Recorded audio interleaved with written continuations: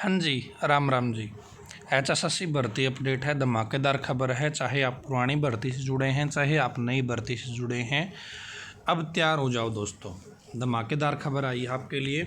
जानना चाहते हैं तो इस वीडियो को लास्ट तक देखते रहिए। चैनल को सब्सक्राइब जरूर कर लीजिएगा ताकि आपको आगे भी अपडेट मिलती रहे।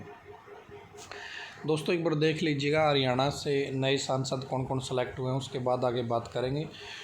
तो कांग्रेस के 5 सीट आई दोस्तों।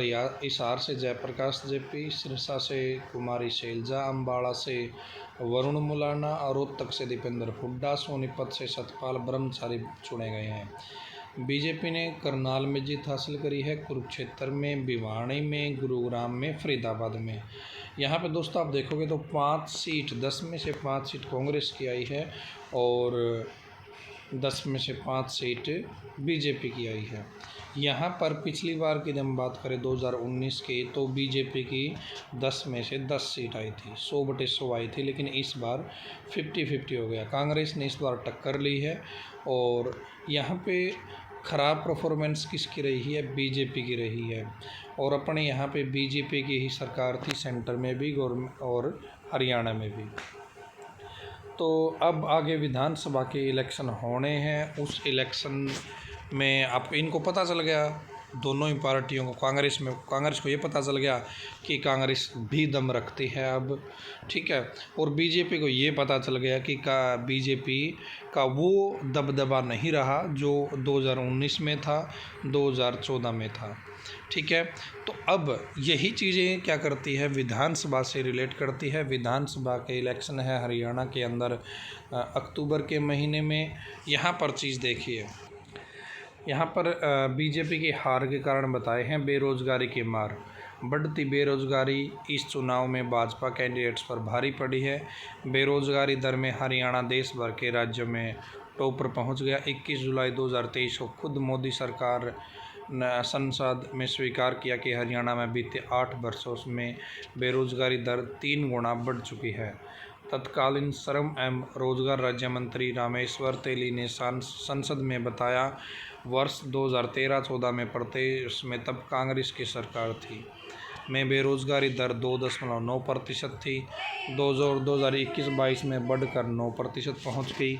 इसी टाइम पीरियड में राष्ट्रीय स्तर पर बेरोजगारी दर 4.1% थी।